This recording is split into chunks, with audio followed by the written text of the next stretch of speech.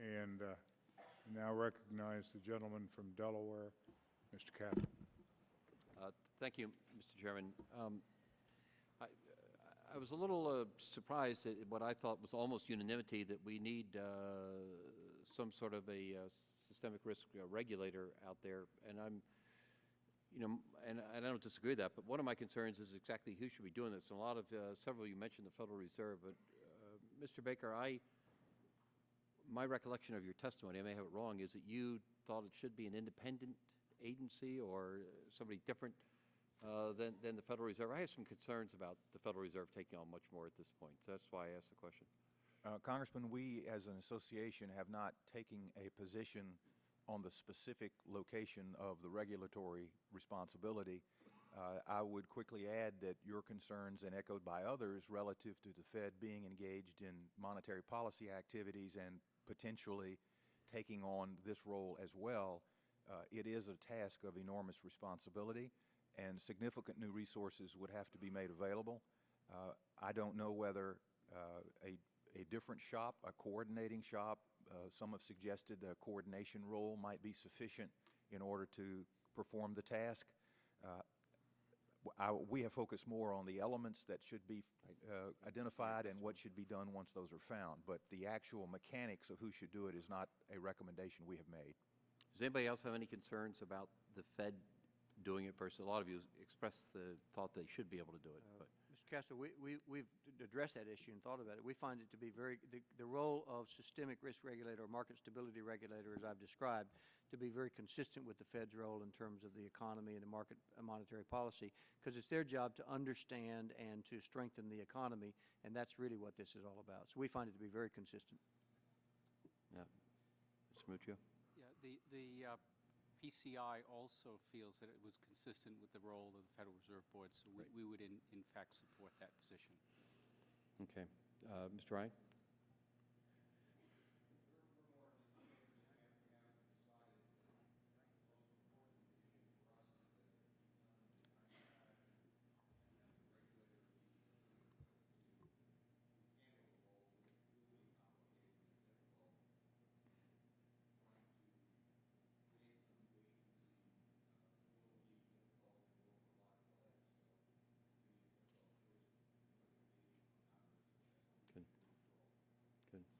Dr. Vaughn, I want to ask you a question, and it pertains to AIG. Of all the consternation that I've gleaned from what's happened in the last several months, AIG is at the top.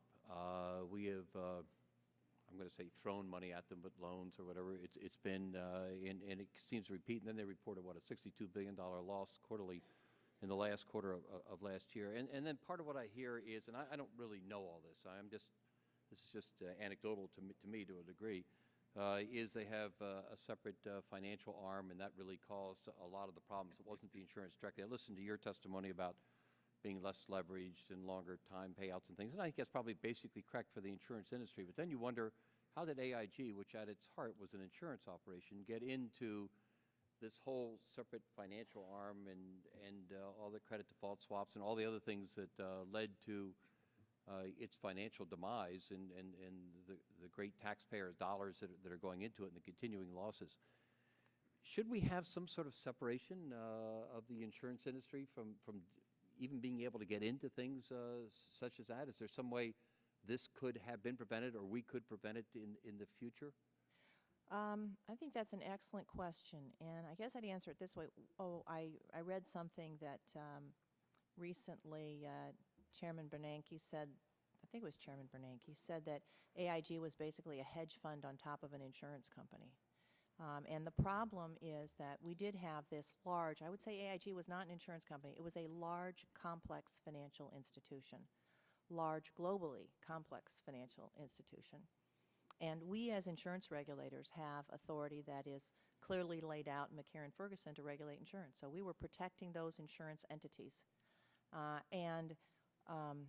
You know, and as I've said already, the insurance companies still remain solvent. So what we did was say, these insurance companies can't do this credit default swap business, or had limitations around what they could do it, and constrained their ability. There was nothing that then prevented this large, complex financial institution from creating an arm that was unregulated to do that.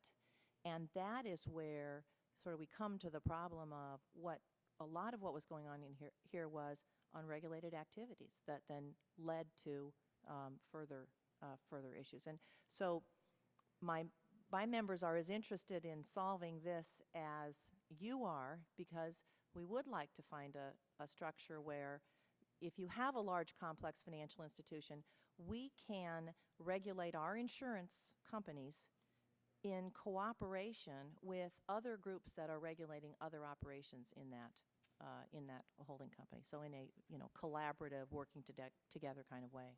My time is up, but it seems to be an argument for a systemic risk regulator, somebody who can step in and take a look at what they're doing. I yield back, Mr. Chairman. Thank you very much, Mr. Cass. The gentleman from Georgia, Mr. Scott, is recognized for 5 minutes.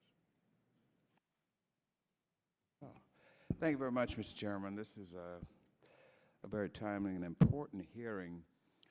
I'd like to ask a series of questions, but let me try to start out with, I believe it's Ms. Williams, with GAO. Could we talk for a moment about your report on credit default swaps? Seems to me that in the process of dealing with this, they seem to have fallen into the cracks, sort of. Could you give us an idea as to how do we best regulate these credit default swaps? I think I would start with kind of focusing on how the product is defined.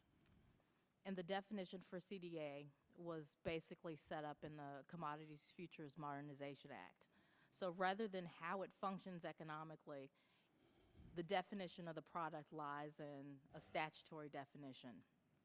But I think if you back away from that and look at this, it's an example of what happens when you focus on a product versus in regulating a product market versus institutions. Mm-hmm. You had OTC derivatives dealers that were selling CDS, and depending on the type of entity that sold the product, that dictated the type of regulation and oversight it received. So if it's a bank dealer, then it was subject to some level of oversight by its bank supervisor. But if the dealer was affiliated with a conglomerate, AIG, for example, then it wasn't overseen.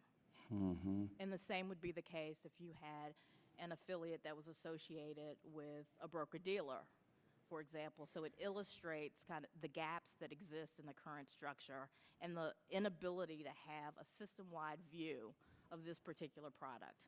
So I think the focus has to be system-wide. Right. So the best example of that would be AIG being being under the risk regulator at the holding company level, when underneath it, in many of these sub-institutions of financial institutions underneath that, were not under risk regulation. So they didn't look down that far? Correct. I mean, with the holding company regulator, the holding company regulator has the ability to go into any part of that structure that has the potential to impact the holding company. But if you aren't going in on a regular basis, so if there's a concern, you can go in. But if you aren't going into the subsidiaries on a regular basis, mm-hmm. how do you then identify if a subsidiary is posing a threat to the holding company? I see. Thank you, Ms. Williams. Mr. Baker, good to have you here, my former colleague and good friend.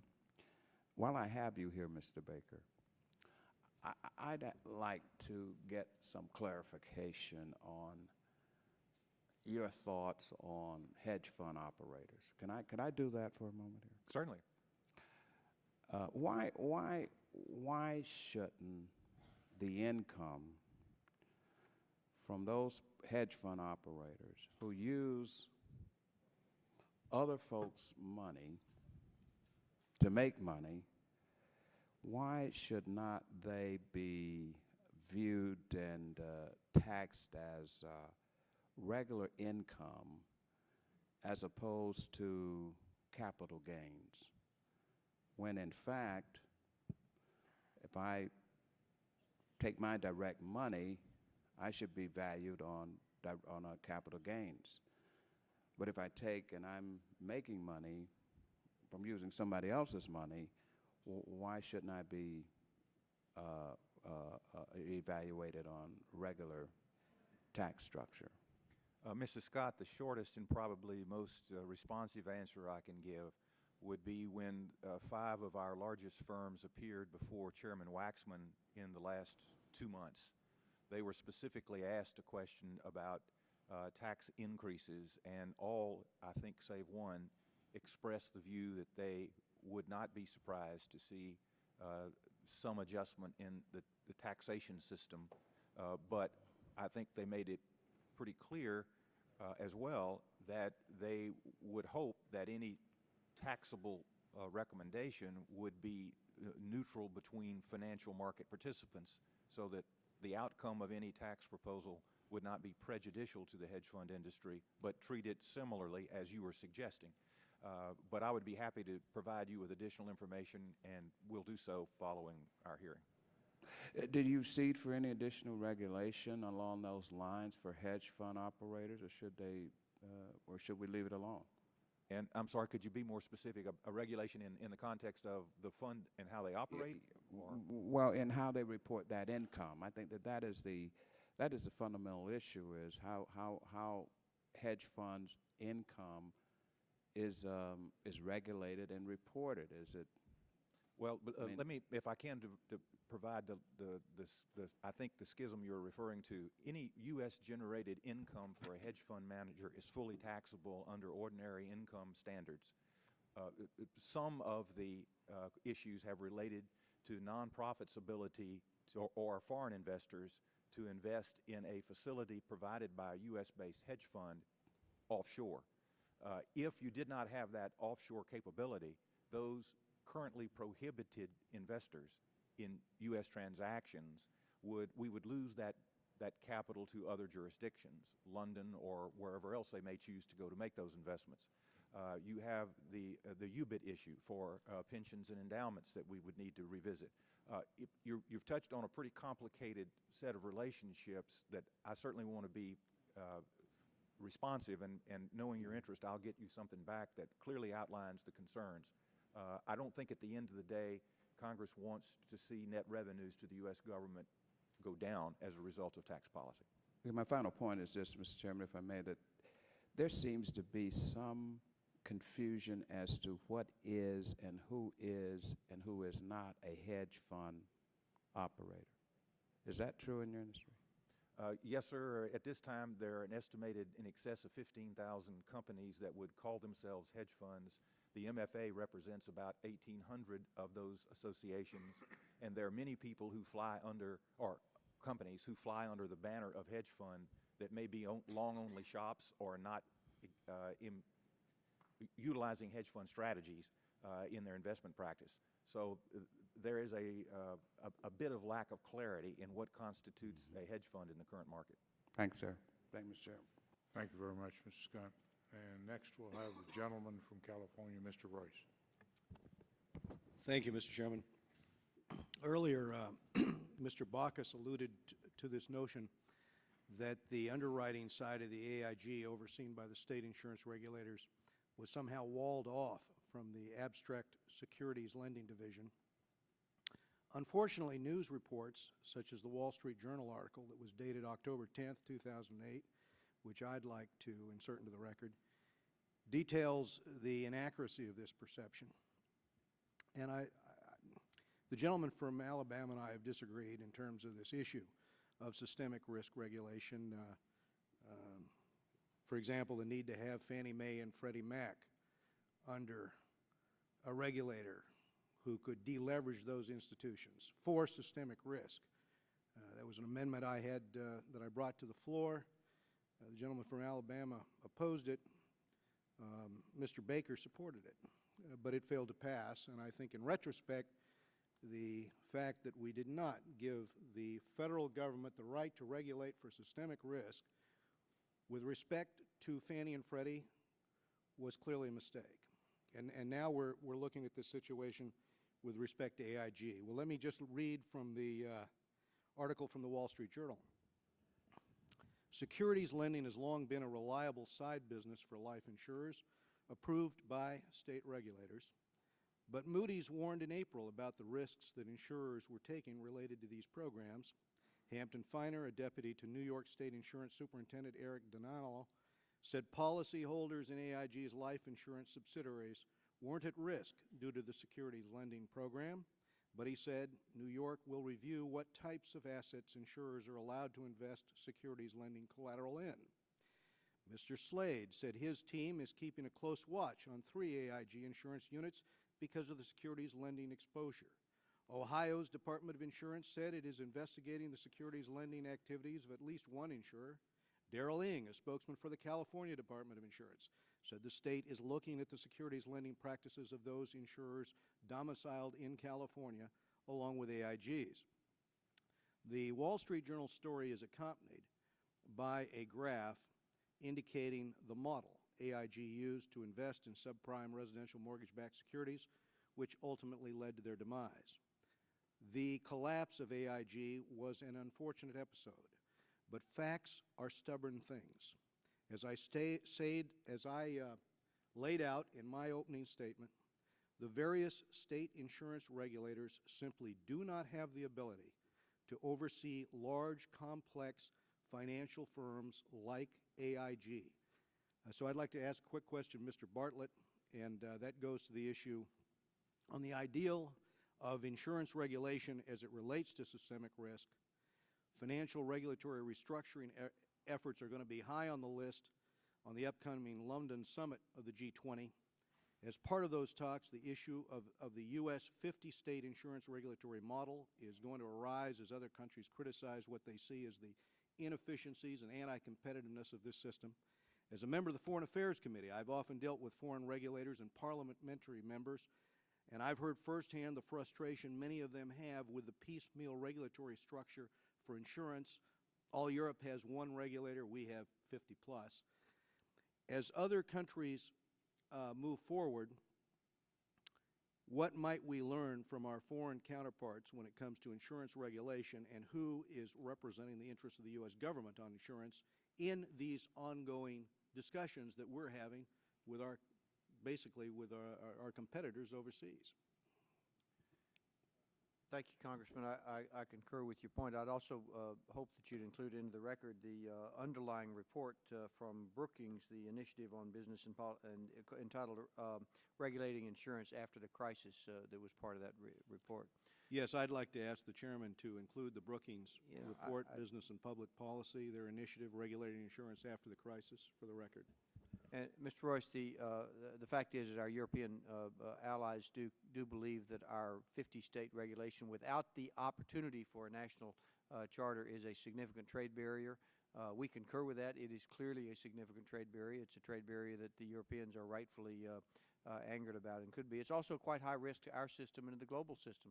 The fact is that AIG failed. It wasn't as if AIG just is still walking around. It's cost the federal taxpayers so far $45 billion in counting. It did fail, and it failed because there was neither a national regulator of the company, nor was there a systemic risk regulator involved. And so it failed, and it failed under the current system. So if you keep the current system, then there will be future failures that will be similar. Thank you, Mr. Bartlett. Thank you, Mr. Chairman. Thank you, Mr. Royce. Our next gentleman is Mr. Perlmutter, 5 minutes.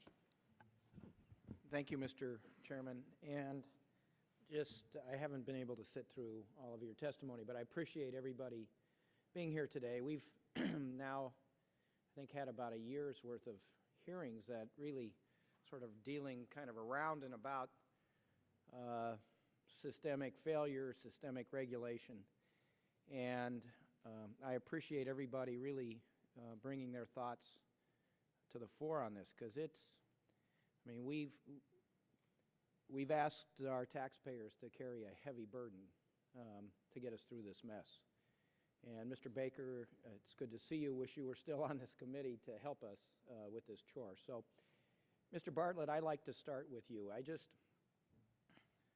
I am concerned, even if we have the most brilliant person at the top of the pyramid here, trying to figure out what's the next thing that could cause trouble to our system, because our system is so connected. Shouldn't we be putting some brakes and barriers back into the system that may take away from the efficiency of the system to some degree, but you can't make the last buck, but the bottom doesn't fall out either. And just, throwing, a Glass-Steagall kind of approach where you try to maintain some degree of separation between insurance and banking and the stock market. Question number one. Question number two, and I think you said size should not be a factor, but I do think size does count in dealing with this kind of problem. So I'm just sort of throwing open that open-ended question to you and to the other members of the panel. Let me take several of the questions. First, Congressman, size does matter, but what we're saying is that size should not be the sole factor. The criteria that decides whether it's systemic. Systemic is decided whether it's systemic or not how large the individual company is.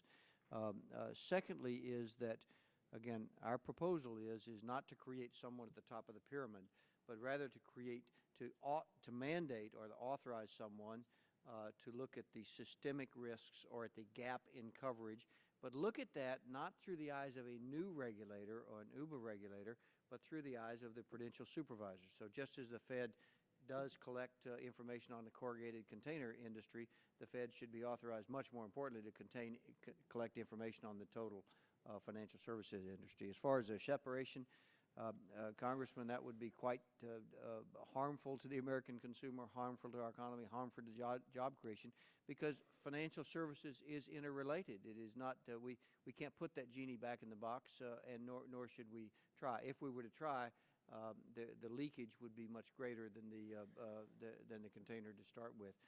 So a systemic regulator working through the existing prudential supervisor, the national federal prudential supervisors, plus the addition of a national insurance regulator, working through their powers in order to provide better regulation, and second, in order to prevent occurrences before they happen instead of responding after they happen.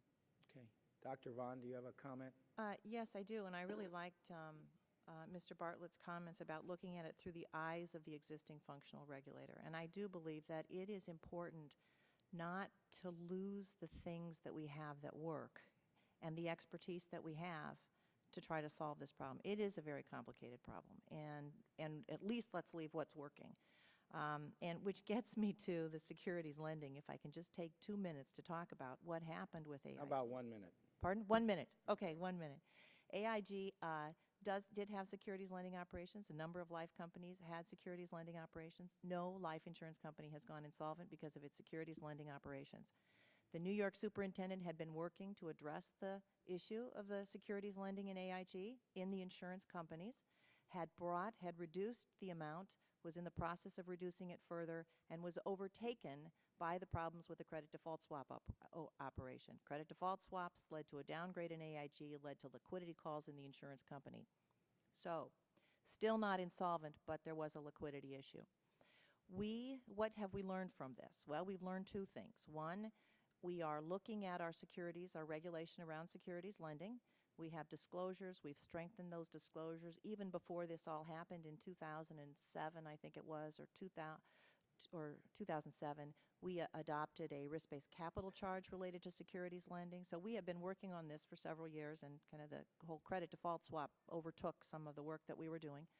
Second, the fact that the credit default swap operation at AIG again impacted our insurance company is why we believe that this discussion around systemic risk regulation is worth having, but not to use it as an opportunity to gut a system that has worked, which is we protected the insurance companies and the insurance policyholders. Thank you. I yield back, Mr. Chairman. Thank you very much, Mr. Perlman. Posey of Florida. Thank you very much, Mr. Chairman. I think fundamentally we all agree that the whole crisis was caused by greed, pure and simple, and more than enough blame to go around. We can point fingers in all directions the rest of our lives and not get everybody that's due some blame, and probably include a bunch of people that wasn't. But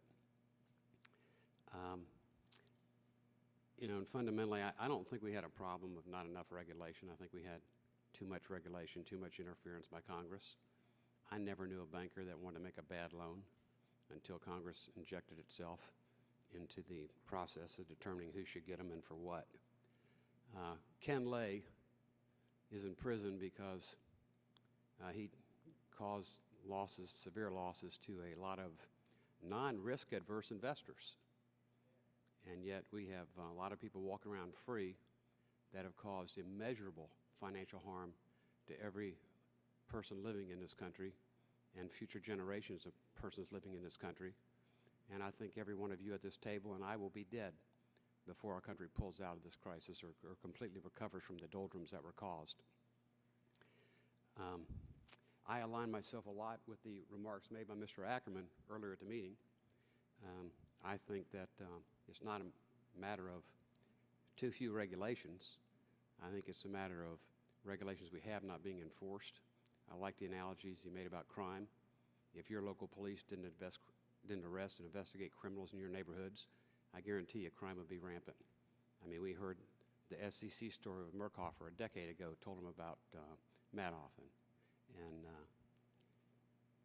basically no heads fell, nobody lost their job, total lack of accountability and responsibility on the government's part. Yeah, equal, I think, in guilt as to Madoff was. I believe the best regulation that we could have is add some people with accounting degrees to the Justice Department.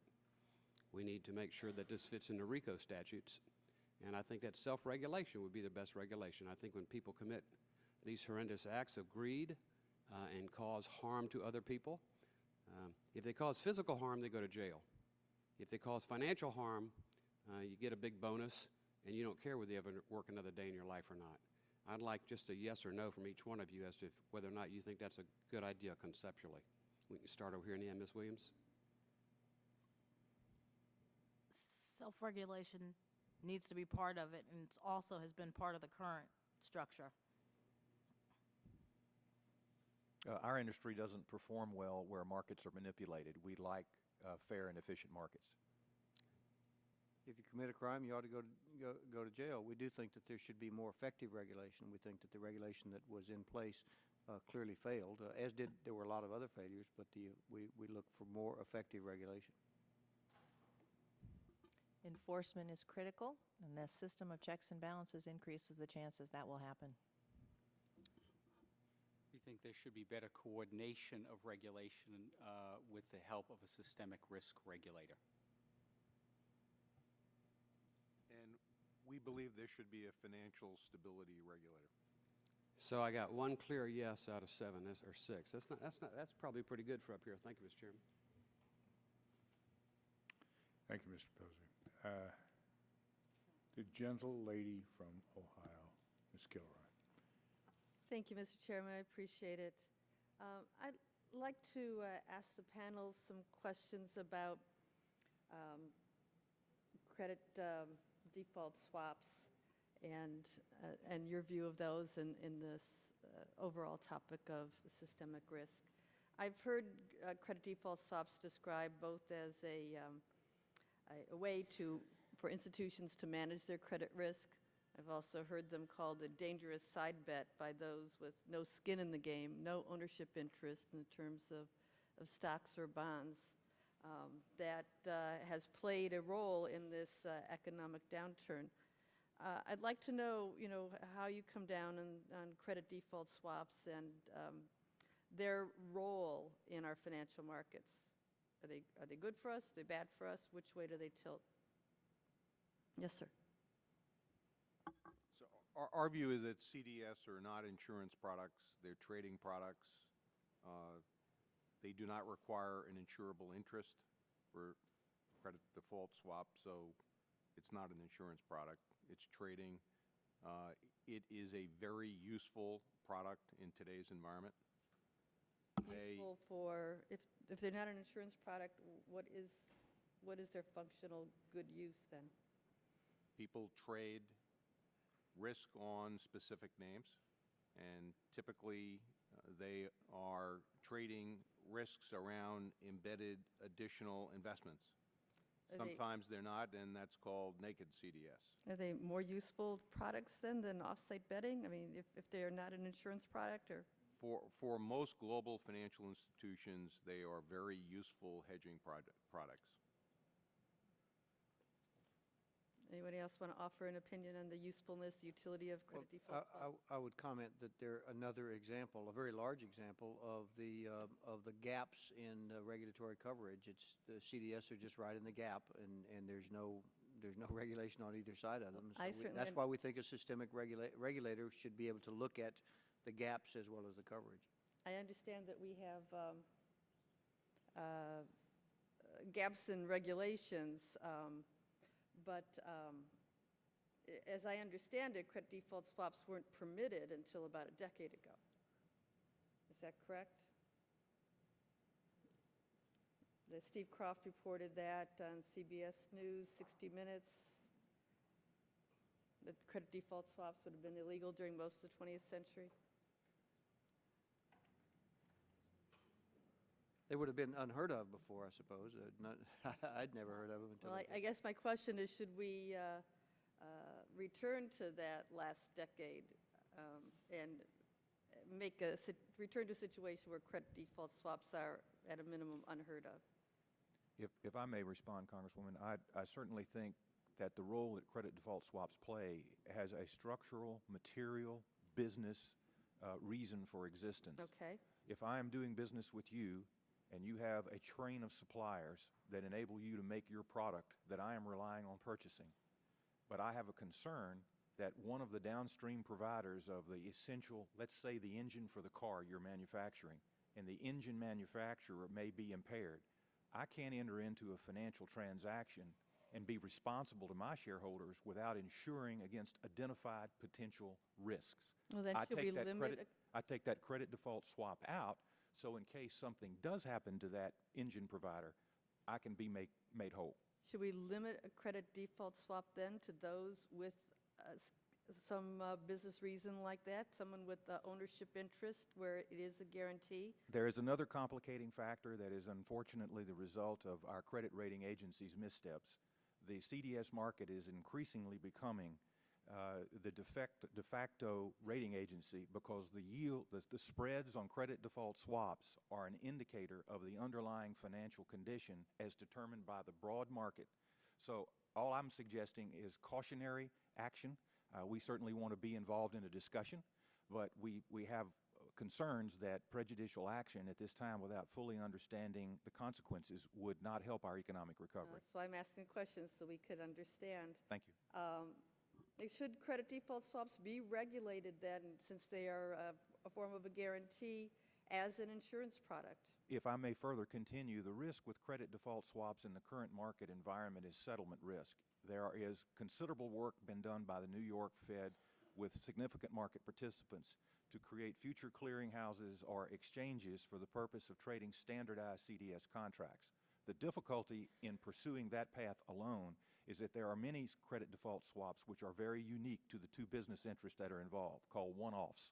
You can't run one-offs through an exchange because of the fact they're unique. So there will be a continued business reason to have credit default swaps continue to be agreed to that are not exchange or clearinghouse traded. But it will help greatly with some of the concerns I think I have heard expressed about the potential downside risk of a failure to settle. Well, what you're suggesting would certainly give us more, as the buzzword is, transparency in the system. But does that answer the need for regulating credit default swaps? And let's move from insurance to the banking industry. Banks are the major credit default swaps dealers, but banks which are subject now to regulation the regulators don't take a look at credit default swaps. Is that something that bank regulators should take a closer look at? I think that would come under the purview of the systemic regulators' responsibilities, and to determine where there was aggregation or exposures that warranted some intervention. In the current market, I don't respectfully see a reason to regulate the instrument. There may be concerns about the counterparty's capital standing or their inadequacy to meet their obligations, which perhaps could be best handled by either the prudential regulator of the counterparty or by the systemic risk regulator. I've got to express some real concern about AIG and the amount of money that our taxpayers have had to pony up for AIG and the continuing saga there, and AIG and AIGFP's role, an unregulated entity engaging in significant hundreds of billions of dollars in credit default swaps, and real concern about this area. I think that would be certainly addressed by a systemic regulator, particularly in the case of AIG. Dr. Vaughn? Yes, thank you. I was just going to, back to your original question about is there value to these and should they be regulated. The theory always was that the use of credit default swaps would allow this risk to be spread throughout the marketplace, and therefore it reduced the systemic risk, because credit risk was not being held by one bank now. It was being held broadly by lots of people, and that was a good thing. What we found was that it didn't spread the risk, it concentrated it, and it concentrated it in places where we didn't see it and we didn't regulate it. And so I would fall on the side of we need to regulate it, and we need to deal with it in some, and how you do that, that's for the experts to figure out. But the issue is making sure that, to go to what Mr. Baker said about settlement risk, when you have concentrations of this, making sure that they're able to pay off on these losses, and even more avoiding concentrations of the credit risk when what we're trying to do is spread it. Thank you. Thank you very much, Ms. Gilroy. And Ms. Bigger of Illinois. Thank you, Mr. Chairman. If before I begin, if I could, for the ranking member Garrett, put in an article by Investors Business Daily for banks' help isn't on the way. If there are no objections, so ordered. Okay. We've had, until the last few years, really a market that has had a lot of innovation and a lot of new products that have come in with the hedge funds and the credit deficit swaps. And I wonder, how are we going to find the balance between the smart regulation, effective regulation, and really over-regulation? We've been through Sarbanes-Oxley and some other things like that. And how would we structure sensible regulation to manage the risk posed by the credit default swaps? Let's start with Mr. Ryan. Well, as to your first question, the reason our industry has not given you specific answers to many of the questions is that they are very complex.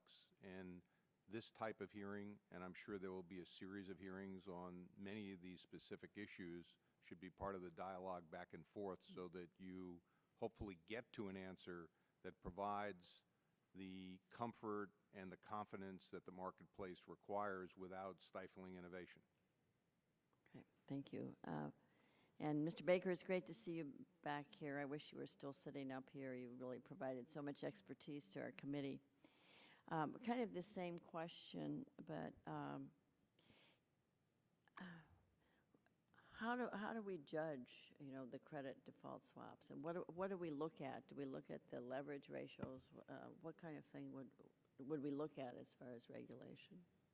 Well, Congresswoman, certainly attention ought to be given to where inappropriate aggregation occurs in the market. As a related matter, for example, if we had known the number of people that had Lehman as their broker-dealer counterparty, perhaps some action might have been taken, can't say for sure, that would have at least mitigated some of the effects. But as to the settlement responsibility on a CDS exchange, you go to the capital adequacy of the person holding the obligation. And has the company, in the case of a regulated insurance company, have adequate reserves to meet its obligations using some sort of reasonable man standard. Obviously, in a very frothy economic market where outlooks were very positive for continued upswing in values, the pricing of the CDS was under market in relation to the risk they were actually assuming. But it doesn't mean the economic relationship of acquiring a credit default swap to protect your own business interest is something that is inherently wrong. It is a way to diversify risk, to spread risk, and to hedge against your own losses. And any instrument inappropriately used can bring about financial dislocation, which regrettably has happened here. I go back to the purpose of the hearing in suggesting that this proposed systemic risk assessment office, if that's what we're going to call it, should have some role in looking at where people are inappropriately concentrating. Concentration issues are always of concern. Okay. Well, if we do that, weren't there, like with the Bear Stearns and the collapse of the two hedge funds in 2007, shouldn't there have been a warning sign to regulators that if not properly managed, that even though they were operating within a regulated entity, that there would be a systemic risk? I think that's what brings most of us here today, is to observe that there were regulatory gaps and that we generally agree that some sort of overview of the system that enables some office somewhere to have that aggregated view of all the interrelationships would be very helpful. It will not prevent business failure.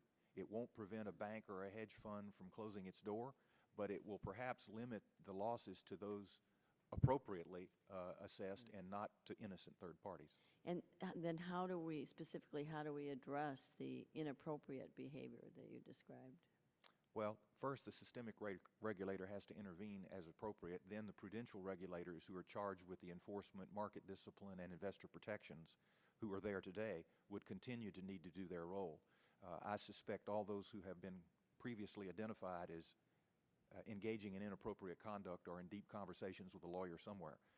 And I don't know how quickly the resolution will come, but I suspect it will be appropriate. Thank you. Yield back. Thank you very much, Ms. Baker. And now the gentlelady from Illinois, Mrs. Bean. Thank you, Mr. Chairman. And I apologize for running late. I had another meeting I had to attend to, and thank you all for your patience with us today. My question is for Dr. Vaughn, and I missed part of your testimony, but I guess the question is it your opinion, from what you've testified thus far, that the insurance subsidiaries of AIG are solvent? And if that is the case, why has the latest round of federal dollars gone to the life insurance side of the business?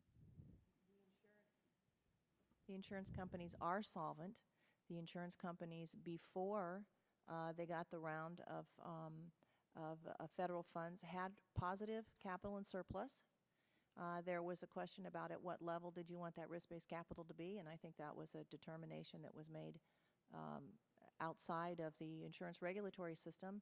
We were fine with, had the AIG not gotten that money, no policyholders would have lost money, is my understanding. So you're saying the latest round of federal monies going to the insurance companies isn't necessary? What I'm saying is it's increasing their risk-based capital ratios.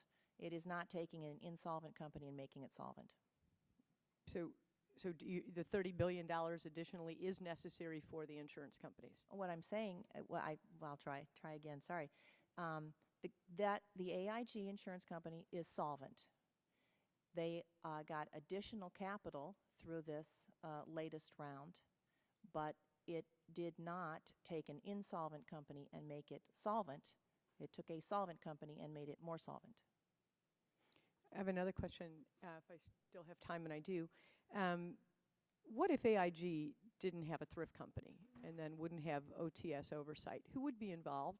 And are you also stating that the New York State Commissioner would have had the ability and the processes in place to detect the challenges at AIG? And does NAIC have processes in place to make sure that state commissioners can? That's an excellent question. The insurance commissioners regulate the insurance subsidiaries, And the insurance commissioners work together when there are multiple insurance subsidiaries in an insurance holding. But who would regulate the holding company if there had not been? That's no one does, and that's part of our problem. So the insurance commissioners are regulating the insurance companies, protecting the policyholders in the insurance companies. They are looking at the relationship between the holding company and the affiliates and the insurance company to make sure that it does not impair the insurance company and does not negatively affect the policyholders. What happened here were unregulated affiliates that created the problem, and we agree that that's a problem that needs to be solved.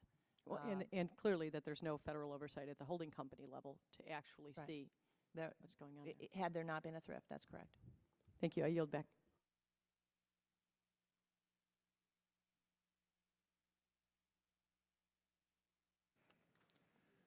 Thank you very much, Ms. Bean. The gentleman, Mr. Campbell.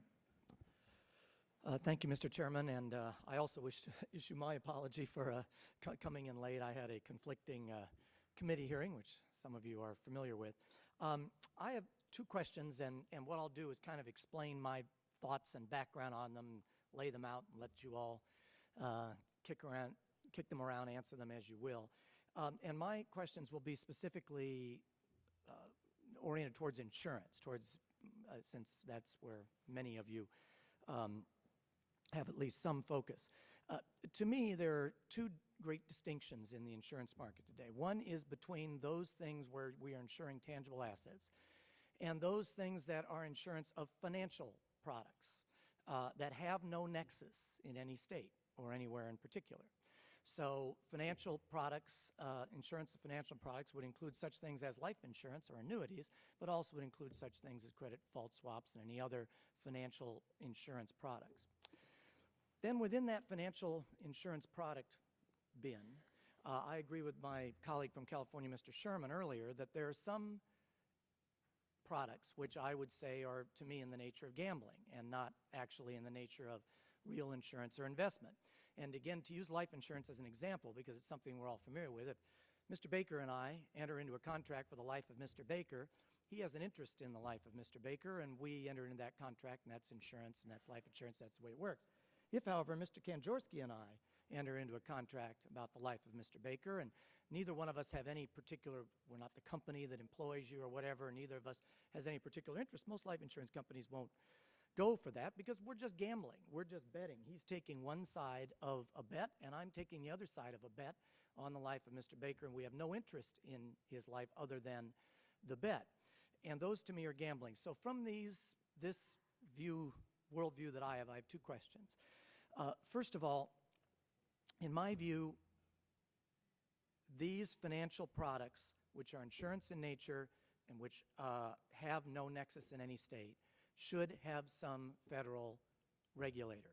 Should that federal regulator be a separate regulator, or should it be a part of a larger systemic regulator that looks not only at insurance things, but also at, obviously, the banking system, all the other systemic issues that we're talking about? Or do you think that either one of those ideas is bad? And my second question is, do you agree with the viewpoint that there are financial insurance products and frankly, there are other types of financial products, not insurance, which are in the nature of gambling, and although, in my view, shouldn't be banned or made illegal, but should be segregated, and there should be a number of restrictions on who can and is allowed to engage in that kind of gambling. So those are my questions, and I'd love to hear answers from whoever wants to throw them out. I'll try just quickly. We believe that, first of all, there should be a systemic risk regulator, a market stability regulator, whether it's an insurance product or other kinds of financial services, that if there is who would examine the systemic risks and examine the gap in coverage, if you will, of regulators, working through the federal prudential supervisors, working through their eyes and with their authority. So we think that covers the systemic side. So if these products you describe are systemic, create a systemic risk, that the Federal Reserve should have some oversight over identifying the risk, but then working through the prudential supervisors to take action, not taking action unilaterally. Otherwise, you create two new regulators that could at best, on a good day, conflict, on a bad day, avoid the question altogether. We also believe that there clearly should be, for a federal company with interstate, with large systems, whether it's an insurance product or other similar kind of product, they should have a national charter, or at least should be allowed to have a national charter, because it's in the national government's best interest to have someone who can regulate those large national companies. And, We think that and should be. would that charter be managed then by the systemic risk regulator or by a? No, it should be managed just similar to banks. It should be managed by a national insurance regulator. Okay, so you're saying there Not- should be not two by- then? Because that's actually supervising the activities of that company, Okay. as opposed to the systemic. Okay. May I Yes, address? whoever. It's questions open for whoever wishes We- to answer. We believe there should be a systemic risk regulator, and that we believe there's some immediate needs to bring confidence back to the markets. However, our association has a concern that there are many regulatory issues that are being brought into this realm, okay, and that they need to be talked out, they need to be discussed. However, putting them together, the systemic risk regulator and the regulation of insurance, into one process that needs to get done quickly may possibly hurt or affect a system that has worked very well up through now. There has been an insignificant number of P&C insolvencies in the last couple of years, and the vast majority of P&C companies are strong and have worked through this crisis serving their markets. So to disturb a working market and a system that is performing very adequately,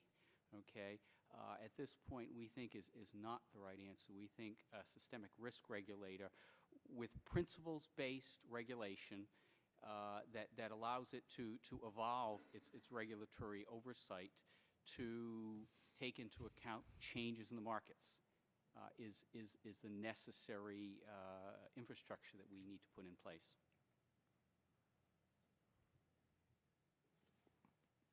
Whoever, Mr. Ryan, and then Dr. Vaughn. Associate myself with Mr. Bartlett, and our association, the Securities Industry and Financial Market Association, believes there should be a optional federal insurance charter. Dr. Vaughn. Well, I've said it before, and I don't want to sound like a broken record, but to repeat what Mr. DiMuccio said, we have a system that works. We are used to working in a collaborative way with other regulators, because I know it's often, this state-based system is often presented as a system where you've got, Alabama doing one thing and North Dakota doing another and New York doing another. In fact, we have a highly coordinated system with lots of oversight of each other and nationally. So I'm the CEO of the National Association of Insurance Commissioners. My number one job is to make sure that the system works together. I've got a staff of over 450 people that do that.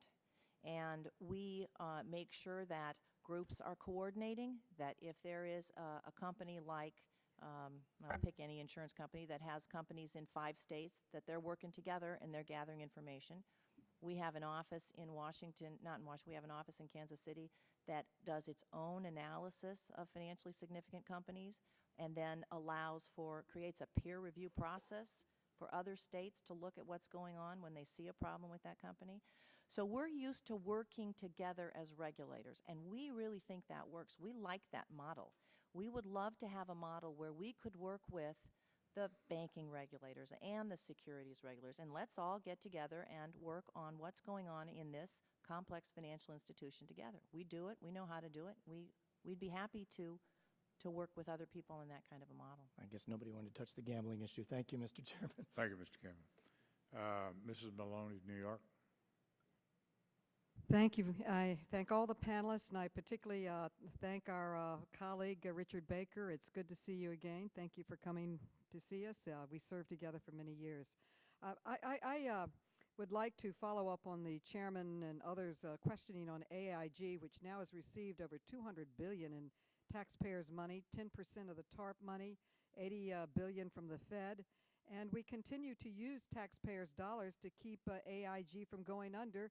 An additional $30 billion was allocated last Monday.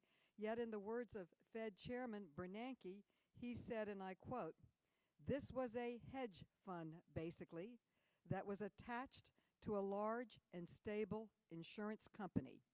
that made huge numbers of irresponsible bets and took huge losses. There was no regulatory oversight because there was a gap in the system, end quote. Today, it was reported in the press that Hank Greenberg, a former CEO of AIG, has stated publicly that we should separate AIG out from the risky arm that was added to it and move it apart. As Dr. Vaughn pointed out, the insurance arm of AIG is healthy, strong, well-functioning, respected worldwide. It is this risky arm that is pulling us down. And I would suggest that even better than a systemic regulator, which I support, as I would not let these risky functions be tied on to core services that are needed by the American people. When people try to support AIG, it's because of the insurance arm. We need insurance. Our businesses, our people need insurance. But why can't we just separate out this risky arm? And I'd like to begin with Dr. Vaughn, but also add that with $200 billion of taxpayers' dollars in AIG, the American public deserves to know, as does researchers in government and out of government, where did this money go? They are telling us it's systemic risk. But how do we know it's systemic risk if we don't even know where the money went? So I respectfully would like to place in the record a letter that I have continued to request from the Federal Reserve to get this information so that we can make better policy decisions in the future. So my question, beginning with Dr. Vaughn, and anyone can answer, is why not just separate right now, by regulation, just take that risky arm out of it and let the healthy arm continue to serve the American public and the world with a fine insurance product, but let's put this risky arm over on the side. Let's see if that is really systemic risk. Maybe we don't need to be pouring billions in. We put in $200 billion, and once they said they didn't need any money, then they said they needed a certain amount. It keeps going and going and going.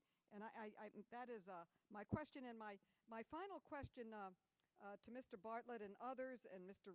Baker is, could we have prevented the crisis that we are in now, our current economic crisis? Do you think that it could have been avoided or mitigated if a systemic risk regulator had been in place during that period? Would that have prevented the crisis that we have?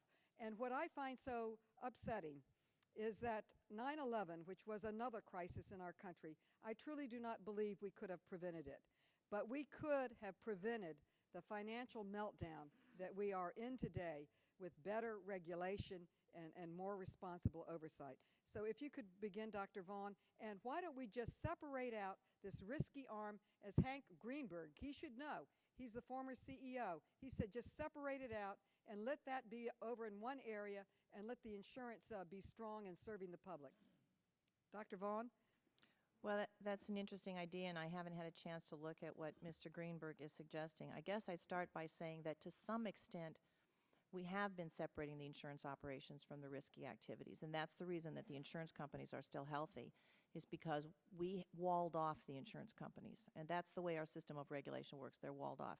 Now, I think what you're... Yes. But I add, when people come to us to bail out AIG, they say we have to bail them out because of the insurance product. If it's off on the side, then that's a whole different element of risk. Yeah, I'm not sure that I agree with that argument. I guess I'd have to talk to whoever it is, and I'm not sure I completely agree with that. I think it's an interesting idea. Do you just spin the insurance companies off and kind of let them go on their way and do their thing? We have been trying to work, recognizing that if you spin the insurance companies off, that doesn't solve the bigger problem that you have, which is these unregulated entities that are, soaking up these taxpayer dollars. And so we have really been trying to work with the Federal Reserve and the folks that are trying to solve this bigger problem and trying to be partners and trying to do what is going to be helpful to the bigger problem. And if keeping the insurance companies in there as part of this solution long term is going to help everyone, then we want to work to try to figure out a way to make this work. But we do go into this knowing that our regulatory structure has walled off those insurance companies, and we're going to be focused on making sure that the policyholders stay protected as this happens. But I appreciate what you're saying. I appreciate what you're saying. And the systemic risk, would that have prevented the crisis we're in, Mr. Bartlett? I think it would either Mr. prevent Baker? it would, yes. If I may take just a second, Mr. Chairman, I respond certainly affirmatively to the gentlelady's question about systemic risk, but I do feel the need just to respond to the reference to the Chairman Bernanke, referencing the AIG as just merely a hedge fund. Frankly, I wished it had been a hedge fund. It would have been better run. Some have expressed surprise about the depth of loss. It's the leveraging that took place that magnifies the depth and scope of losses that are yet still being identified. And the reason why I wanted to get this up, I made it a point because I hope somebody would bring up this comment, and we in the industry took considerable affront in that characterization. And this will perhaps come as some surprise.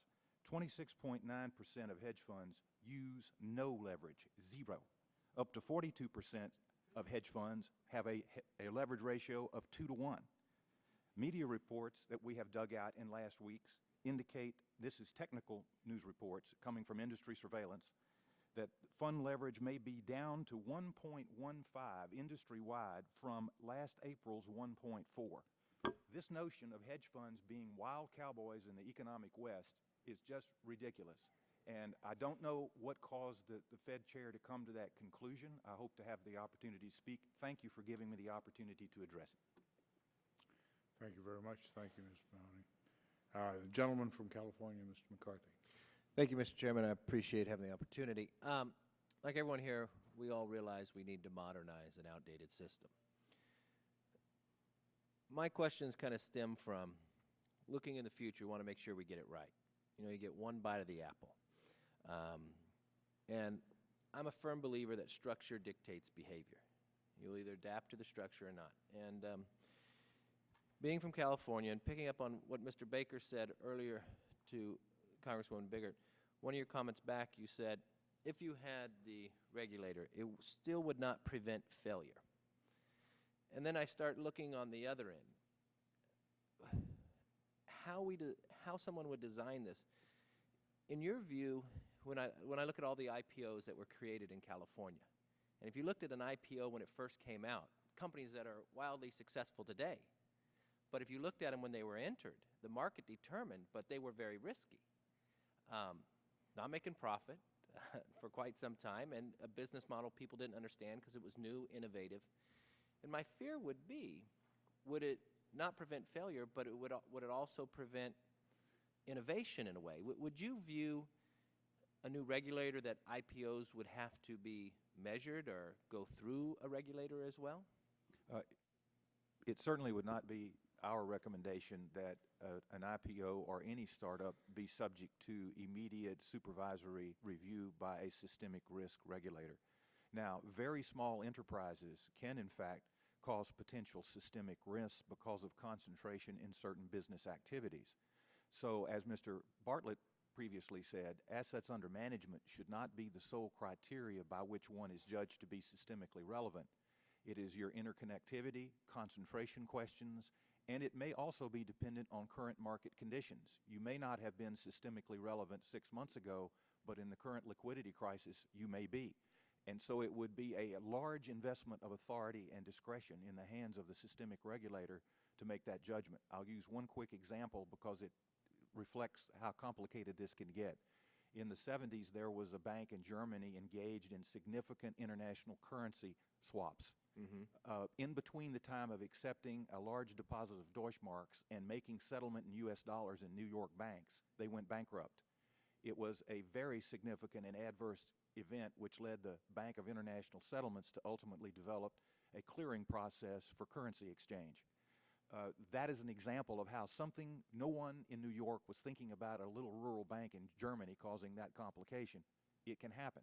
That's the reason why our apparent description of this systemic regulator's role is more nebulous than you may like. It's very, very difficult to describe what will always be appropriate. And Mr. Bartley, just before you answer, let me just give you a second so I give you plenty of time to answer. The only other thing, and it stems from kind of what Mr. Baker's answer back, we have some of these functional regulators already, the SEC and the Fed. When you answer, also think from the perspective, I'm just looking forward. Would one trump the other if you had a new regulator? And could you also, would a new regulator look back at decisions of these past functional regulators' decisions, and could that trump another? And I'll answer to both of those. Sure. Our proposal, and this is after a great deal of thought and debate, is that the systemic risk regulator, or the Fed, should be a regulator to gather information, to consult with the primary regulators, with the federal financial regulators, and then to act through the federal financial regulators, with the addition of an insurance national regulator, but act through their authority and not with additional conflicting authority. So is the Fed trumping the new one then? There's no trump. There's no trump. They work jointly, but because the Fed would not have the authority to regulate a particular company, but to work with the supervisors that do have the authority over that company. So the Fed has the authority to look at the system and to bring that to the attention of the prudential supervisor. The prudential supervisor, the OCC, if you will, the National Insurance Regulator, would have the authority over that company. They would have the cease and desist orders, if you will. That way you don't have the conflict. Now, this has changed in terms of the sort of the body politic thinking over the course of the last year, and it seems to be the right way to solve it. So you end up without a new Uber regulator. You end up with a systemic look at the system, gathering all the information. But what if those two are in disagreement and you're working through one another? And one says A and one says B. Yeah, at the end, where do I mean, I'm just thinking long term. What are the hurdles? What are the challenges? As a practical matter, the Fed always wins, but that's a practical matter, not in the statute. But that always that happens today. Yeah. I mean, today the Fed always wins, so that's not. So I'm not contemplating change in statute. I think that if it's a joint examination and joint finding of fact, and if the Fed says to a prudential supervisor, we believe that you need some additional action here on this company or these sets of companies, then in fact they would work together to accomplish it. Way better than what we have now, in which the prudential supervisors don't have any access to information outside that one company or outside their one sector. Well, I think you'll yield back. Thank you very much, Mr. McCoy. It looks like we're getting awfully close to establishing the FSA, isn't it? If I follow your logic, we'll see about that. Mr. Foster from Illinois. Thank you. My first question has to do with complexity and whether part of the solution to making a more stable system is to limit the complexity. And a lot of people talk about the complexity of financial instruments where people are trading in things that they frankly don't understand.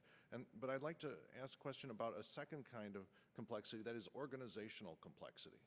That if you look at, from a regulator's point of view, the difficulty of regulating a diversified entity. You touched on it, Ms. Williams, in your having to do with holding company regulations and the difficulties there.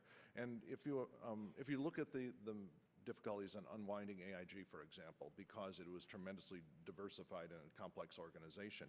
And you can imagine a different world, maybe a future world, in which AIG was allowed to exist as an insurance company, well understood by a regulator whose only job was to look at it as an insurance company. And if it wanted to go play in credit default swaps, there would be a credit default swap trading house regulator who really understood that market.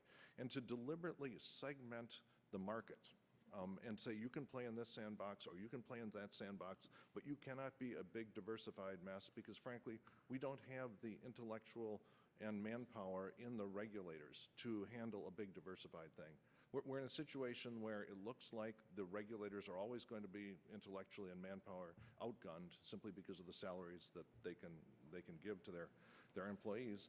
And it seems to me there is a big benefit in compartmentalizing things. And I was wondering if any of you have a reaction to that.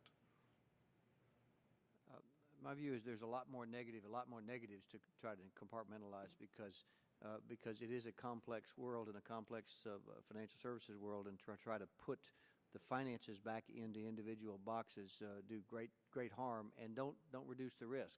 I think rather you want to elevate the statutory authority of the regulators to be able to look across the system rather than to create a smaller system. Now, is there any are there studies that have been done that actually indicate you have more efficient capital markets when you have diversified entities that span many boxes compared to specialized companies that live and work very effectively in their own boxes? Many specialized companies serve their customers well, but the diversified companies, yes, there are ample studies for the efficiencies, but more importantly for the convenience to the consumers or to the market. I'll be happy to make those available to you for the record. Okay, it's very interesting because the trade-off, as I see that, is that there are perhaps more efficient markets from diversified entities and a whole lot of wealth that was destroyed by the failure to understand the diversified entities. And so I'd like to see some of the principles we talk about look at that trade-off of complexity versus reliability in our financial.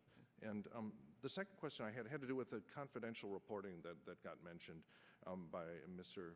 Baker and Bartlett, I think, in the and how does it extend overseas? I mean, is it realistic that we're going to ask Russian billionaires and Saudi princes that, I'm sorry, we've looked at your books and you have an unbalanced position in some very complicated derivative or something like this, and we're going to, I mean, how is that actually going to happen, both in terms of reporting? Do we have to, band together all of the well-regulated economies and say, okay, we're going to have full disclosure among a group of countries that agree to be well regulated, and then all of these black pools of capital are just not allowed to touch us? How do you anticipate that might work? That effort really is ongoing. Our counterpart, the Alternative Investment Management Association, domiciled in London, is actually working with the MFA on working through regulatory harmonization as to standards of conduct for the hedge fund industry. We have much work to do. It's a very difficult task.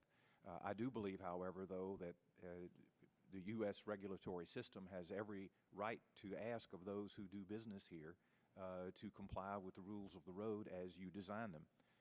I would suspect that given the global nature of the financial marketplace today and the worldwide nature of this economic downturn, that for the first time in many, well, maybe ever, you see an appetite for having global standards of conduct so there won't be great variance from one jurisdiction to the other. There is one significant difference I'd like to point out, however, between us and the UK. We tend to wall off our hedge funds from taking investments from anyone other than an institutional investor or a person of a significant net worth. And we do not engage directly with working families. In the FSA and in the UK, they are contemplating more retailization, taking it the other direction. That is one significant point of departure where I would want to make you aware. But on the questions of safety and soundness and business conduct, we are rapidly trying to move our standards to look more alike than different. And of course, that would require congressional actions in order for us to be able to do that. Mr. Ryan, did you? This effort of global harmonization is probably the most current issue in the financial markets today. So if you, and I'm sure you've seen this, if you look at the G30 report, you look at the recent study by the de la Rosière, you look at the Financial Stability Forum, our people in London spend huge amounts of time trying to coordinate what's going to happen between the U.S. and Brussels and other developed countries. And you'll find in our testimony, Securities Industry and Financial Markets Association, we have to get this right, not just in the U.S. These markets are totally global. They're totally interconnected. That's a word we keep using here. And we need insight into it, and that's one of the reasons we are firmly behind a regulator that has this power and information. Right. And you're optimistic it'll happen this year. That's an interesting statement of truth. That's really up to you and your colleagues. What I've said is that the confidence in the system and in the financial markets requires that we take action this year. But it's really up to you. Okay, I yield back. Thank you very much, Mr. Foster.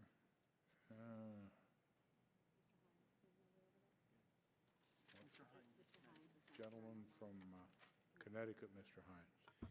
Thank you, Mr. Chairman, and thank you to the panelists for bearing with us and being patient on this very important topic. You may have noticed that this House has a tendency to conduct an unedifying debate about whether there's too much regulation or too little regulation. We've seen that many markets had no regulation. CDS has auction rate securities, non-bank banks. and they screwed up. And we've seen that heavily regulated entities like our commercial banks and our broker-dealers also made mistakes that we're paying for now. To me, this is a question really of intelligent regulation, which is driven, to my way of thinking, by a couple of principles. Very good transparency, the concept that risk stays with those who make the decision to take the risk, and that we're very careful about leverage. With those principles in mind, I've got two questions for Mr. Baker and one for Mr. Ryan. Mr. Baker, you said something that caught my attention, which is that the hedge funds in particular would be willing to disclose their positions but confidentially to a regulator. I understand the proprietary nature of the trades that are taken, but why should we not demand that they be publicly disclosed with some reasonable period of time so that there really is good transparency and information in the market? First, and thank you for the question, is that there is no, at least identifiable from my perspective, public value to a disclosure of confidential information currently by a fund to a regulator through to the public. In fact, there is a perverse potential where selected disclosures of pertinent information may in fact skew the understandings in the public and cause great harm.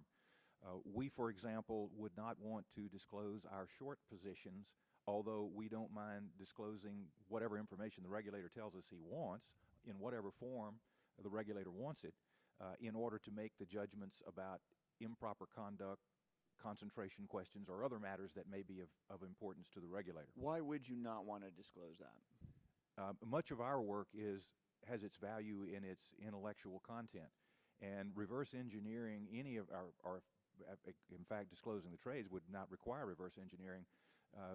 The sophisticated work that's done by our members and behind which they place significant financial investment is all research. It's academic work. And you would be requiring us to disclose our Church's Fried Chicken, our Popeye's Fried Chicken recipes to Colonel Sanders. At what point in time does it cease to be proprietary? A month, a week, 2 months? There's varying opinions on that, frankly. Some feel that, after a semi-annual period of time, perhaps that would no longer be of value. Some of my members have very strong opinions that their analytical skills, once you determine their positions, you can then deploy their particular tactical strategy in the marketplace. And I tend to understand that my entities that I represent have intellectual value based on hard work. And that is equally has a right to be protected, much like not causing a car dealer just to give cars away. It is their real asset. Thank you. Okay, question number 2 is about leverage. You indicated that the levels of leverage in the hedge fund industry in particular are down substantially. Many hedge fund players have assumed in the past substantial leverage, either through the use of debt or through derivatives. Long-term capital management happened to be domiciled in my district. Is this something we should be focused on when the credit markets return and will in fact start lending to hedge funds again? That should be an element of this systemic regulator's responsibility to assess and judge. When LTCM went down, they were 32 to 1. When Fannie Mae went down, they were 70 to 1. Fannie was quite heavily regulated and overseen by any number of entities. I'm reminded of a comment by someone, I think it may have been a former CEO of Citibank, who said, as long as the music's playing, how do you quit dancing? I mean, as long as the market's moving forward, people deploy leverage to take absolute advantage of that positive market environment. And the question, or the art form, becomes, when do you begin to limit your risk-taking to prevent the downside risk?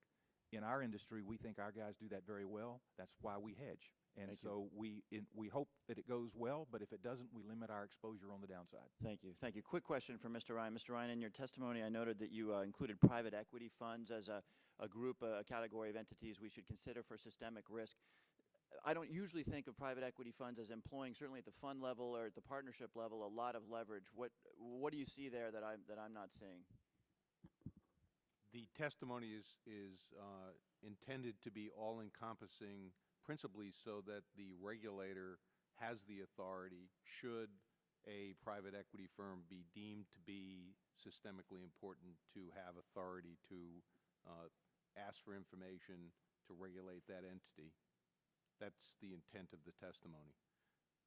We don't have all of the answers as to who's in, who's out, your question on transparency. I think you're going to have to work through many of these issues, and I would suspect that Congress is going to have a very difficult time also trying to figure out how specific do you want to be, and how much authority do you want to give to the regulator to make some of these decisions? So in our testimony, we were trying to say in the beginning here, we need to look broadly, because we're not sure who's systemically important today, and they may be important today, they may not be important tomorrow. Thank you. Thank you, Mr. Chairman. Thank you, Mr. Ivan. And gentleman from Florida, Mr. Grayson. Thank you, Mr. Chairman. There's been a lot of discussion today about how we should deal with systemic risk in the future. I'm concerned about how we're dealing with it now. What I'm seeing is a massive transfer of wealth from the taxpayers to the banks in the name of systemic risk. And I'm concerned about that. Can you tell me if there's any response to a threat to the system, a systemic risk that does not involve the transfer of hundreds of billions of dollars out of the taxpayer's pocket to the banks? Let's start with Mr. Ryan. I don't know where you're really going with your question, so I'm just going to give you my answer. We in our industry are, we're in a very tough situation. I think that government at all levels has done an excellent job on balance with no real playbook, and quite frankly, most of the regulators with inadequate information. And in order to keep this system stable, the government needed and did make funds available to core financial institutions, and they're essential to our economic health. So I'm very pleased they've done it.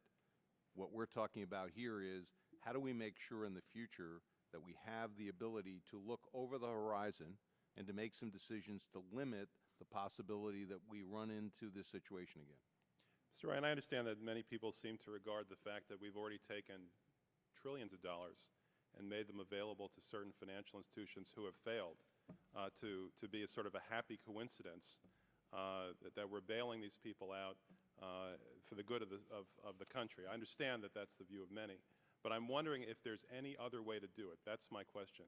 Is there another way to deal with a systemic risk problem that does not involve the transfer of funds from the government, from the taxpayers, to private entities? In other words, Wall Street socialism. Let's try Mr. Bartlett. There's one way, and that is for this committee and the Congress to pass systemic risk legislation and provide for a statutory authority to regulate systemic risk. As far as the current crisis, we are in a crisis. The financial services industry is largely illiquid, has a crisis, and that crisis then has then spread to the rest of the economy, whether it's through foreclosures or unemployment. And so the government has taken a number of actions that are costly. TARP, TALF, the new toxic assets thing, the money market guarantees, FDIC guarantees, in order to stabilize the system so that the economy can recover. For the economy to recover, the recovery starts with the financial institutions and the financial services industry, or it doesn't recover, and that's why this Congress has authorized and the regulatory agencies have taken steps to stabilize the situation. Right, but what people are sensing is the idea that they're not getting anything in return. They're being threatened with this idea that the financial system will collapse or it is collapsing, and therefore money has to be taken from the taxpayers and given to the financial system basically in return for nothing. And what I'm asking is there an alternative to that? Because frankly, a lot of people are beginning to see it as extortion. Let's try Ms. Williams. I would say that part of this has to do with the investment that's being made. And I think it's important to look at this in terms of an investment. And in particular, if you look at TARP and the Capital Purchase Program, the government has made an investment.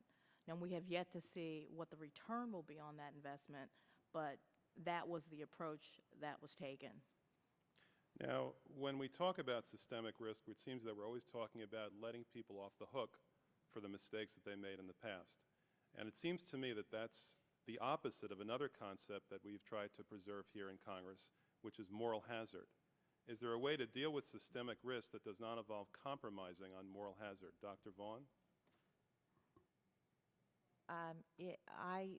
Others have mentioned this issue about creating a systemic risk regulator and then publicly branding institutions and saying, I hear this company, this is systemically risky, and therefore does that create an impression of too big to fail? I do think that's a risk. I really think that's a risk. I don't know how that deals with it. I've talked to a lot of people, and I've had some people say to me, look, the horse is already out of the barn, and you can't get it back in.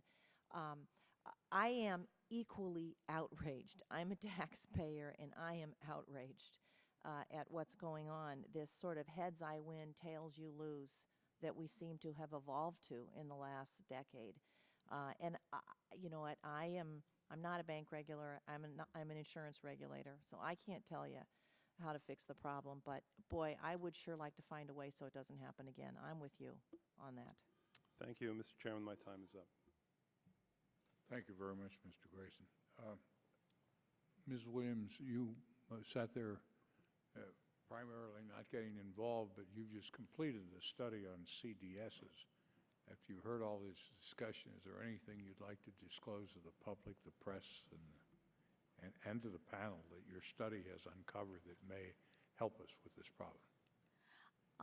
Just that I think the study really it provides a status of CDS, what they're used for, how the industry as well as the regulators are trying to deal with certain issues. But I think one of the things we really point out is that with the exception of some oversight being provided by the bank regulators, and it's really focused on bank OTC derivatives dealers, there really isn't a view of the overall market.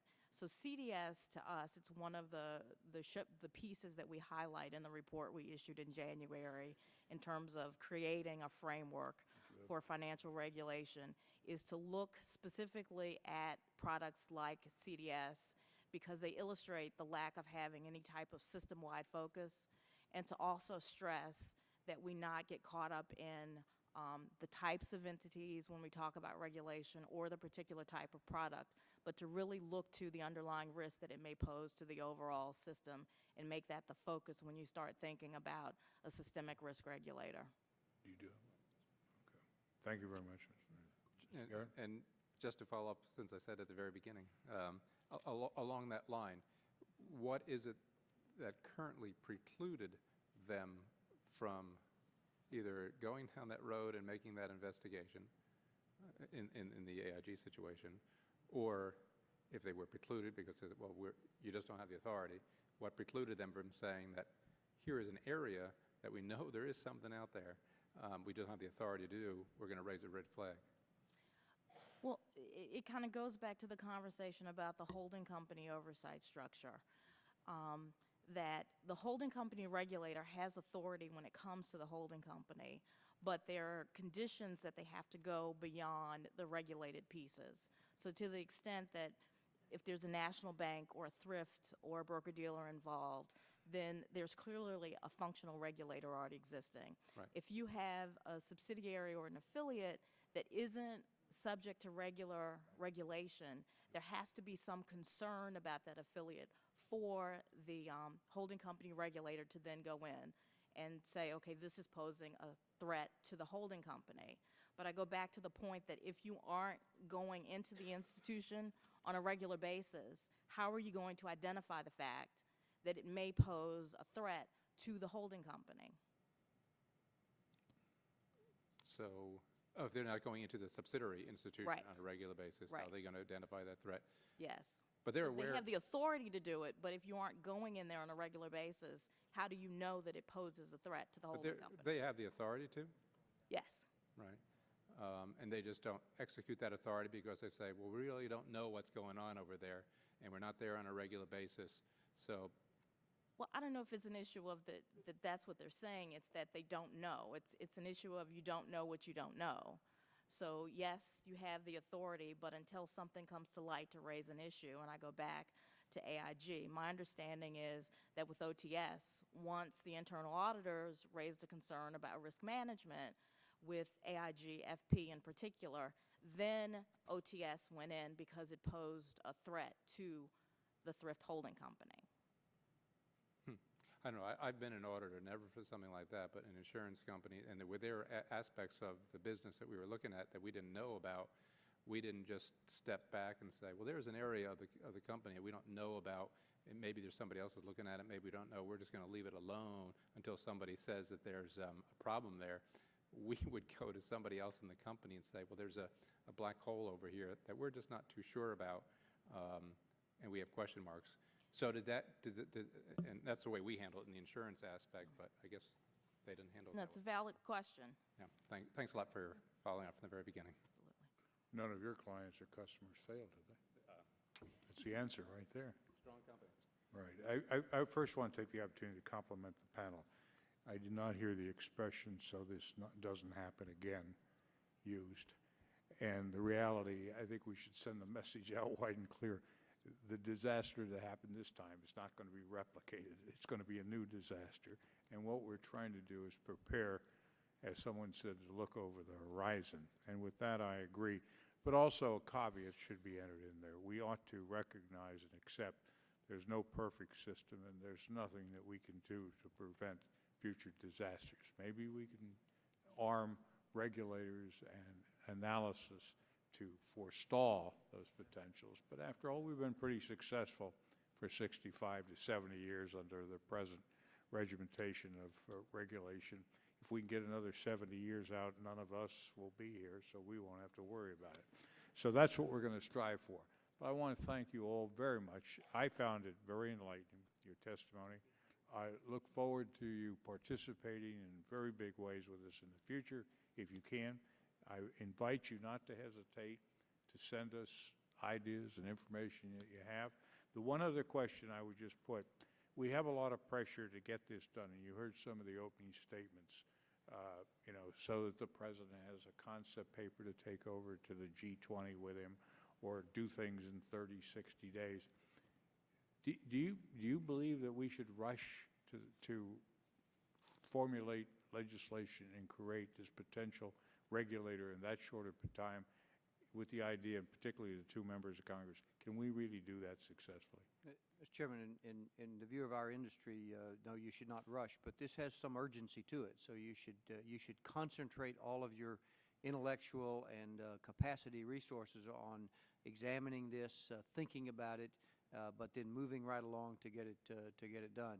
The other half of my testimony was that the Congress, in our view, should act in a comprehensive way and not piecemeal it one step at a time, because Webster says it's systemic. It's related to each other, and to take out one piece and try to handle that means that you've neglected the systemic nature. So there is some urgency to it, yes, sir. Mr. Chairman, I would suggest you at least beat my 20-year record with Fannie Mae and Freddie Mac. I spent some of those years, Richard. You were right there. I would say this, as Mr. Bartlett has indicated, this does, however, have some extreme importance and serious effect. We haven't talked much today about our unfunded pension liabilities and what it's done to endowments across the country. The residual effects of this will be long-lasting unless you can help us get investor confidence back into these markets. Thank you. Anyone else want to add anything? I would add that I would say that you have to proceed with deliberate speed, but don't lose sight of the fact that deliberation has to be an important part of the process. Very good. You agree with that, Doctor? Yes, Dementia? I think that was well said. We believe that addressing the systemic risk issue first and on a timely basis is important. We also believe that bringing in other regulatory aspects too soon to be resolved or debated while we're fixing the systemic risk regulatory issue could lead to unintended consequences. So we think they should be separated. There are a lot of regulatory issues that can be debated down the road, but we believe the systemic risk issue is important, and that should be addressed first. Very good. Mr. Ryan? I'm a little bit of a broken record on this, but our hope is that you complete work on a financial stability regulator before the close of this year. And our main reason for saying that is not only do we need it, but the confidence in the financial markets and among our citizens, we think, requires it. Thank you very much. Thank you all. The chair notes that some members may have additional questions for this panel, which they may wish to submit in writing. Without objection, the hearing record will remain open for 30 days for members to submit written questions to these witnesses and to place their responses in the record. Before we adjourn, the following will be made part of the record of this hearing. Documents provided by the American Council of Life Insurers and the written statements of the National Association of Mutual Insurance Companies and the American Academy of Actuaries. Without objection, it is so ordered. The panel is presently dismissed, and this hearing is adjourned.